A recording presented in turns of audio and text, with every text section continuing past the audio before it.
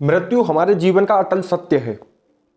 यानी जिसने इस पृथ्वी पर जन्म लिया है उसे एक ना एक दिन इस लोक को छोड़कर जाना अवश्य पड़ेगा।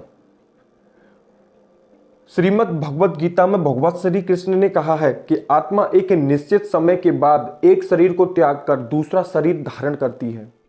अर्थात शरीर तो नाश्वर होता है जबकि आत्मा अमर होती है। मित्रों, अब आप सोच रहे होंगे कि आत्मा तो अमर है, तो फिर किसी की मृत्यु या शरीर के नष्ट हो जाने के बाद आत्मा का क्या होता है? तो दोस्तों, मैं आपको बता दूं कि मरने के बाद आत्मा के साथ क्या होता है। इसका वर्णन हिंदुओं के पवित्र पुराणों में से एक गरुड़ पुराण में मिलता है, जिसमें यह भी बताया गया है कि मृत्यु के कितने दिनों के बाद आत्मा यमलोक पहुंचती है और उसे रास्ते में किस किस तरह की यातनाओं का सामना करना पड़ता है। इस पूरी यात्रा में 47 दिन लगते हैं। तो क्या होता है इन 47 दिनों में जीवात्मा के साथ?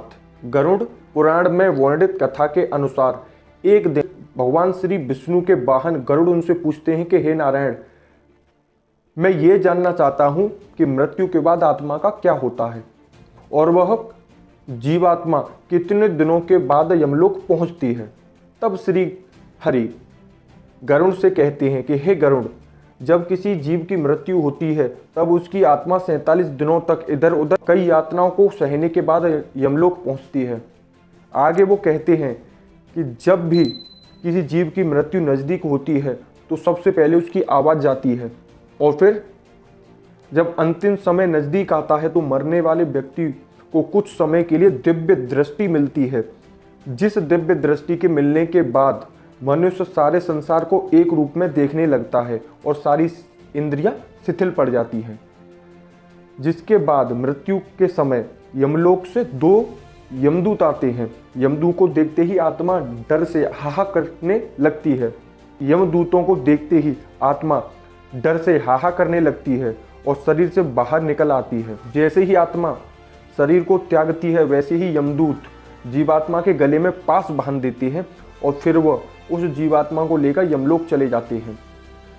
गरुड़ पुराण की माने तो मरने वाली जीवात्मा पवित्र हो तो उसे परमात्मा खुद अपने वाहन से लेने के लिए आते हैं, लेकिन अगर आत्मा पापी हो तो उसे गर्म वायु और अंधेरे के रास्ते से गुजरना पड़ता है। पापी आत्मा को यमलोक पहुंचने पर कई प्रकार की यातनाएं दी जाती हैं। फिर उसी दिन उस आत्मा को आकाश मार्ग से घर वापस छोड़ दिया जाता है, जिस घर में उसने अपना शरीर त्यागा था। घर आकर वह जीवात्मा अपने शरीर में घुसने का प्रयास करती है, लेकिन यमदूत के पास बंधे होने के कारण ऐसा नहीं कर पाती। आत्मा न चाहते हुए भी अपनी अंतिम रस्मों को होते हुए अपनी आंखों से देखती है।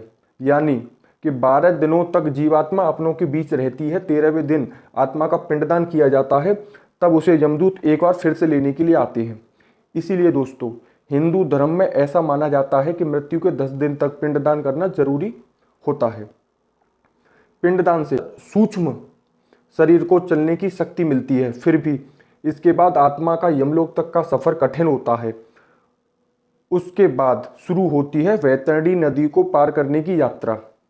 अगर मनुष्य जीते जी गोदान किया होगा तो उसी गाय की पूंछ पकड़कर वैतरणी नदी पार करता है। अन्यथा नदी को पार करते समय भी पापी आत्मा को कई यातनाओं से होकर गुजरना पड़ता है। इस नदी में हमेशा आग की लपटें निकलती रहती हैं, जिस कारण बस देखने में लाल दिखती है। इस नदी से गुजरते समय जीवात्मा को कई खतरनाक जीवों का दंश सहना पड़ता है। इस नदी से गुजरते समय आत्मा को ऐसा महसूस होता है कि मानो जैसे कोई उन्हें इस नदी में डुबोना चाहता हो।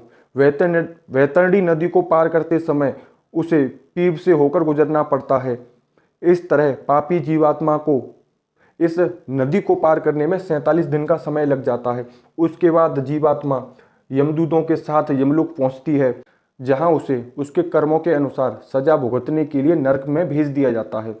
इसलिए दोस्तों, अगर आप मृत्यु के पश्चात इस तरह के कष्टों को नहीं भोगना चाहते हैं तो अपने जीवन काल में अच्छे कर्म करें, क्योंकि चाहे आप कितने भी रखिए कि मरने के बाद कष्टों को भोगने के लिए आपके साथ कोई नहीं होगा।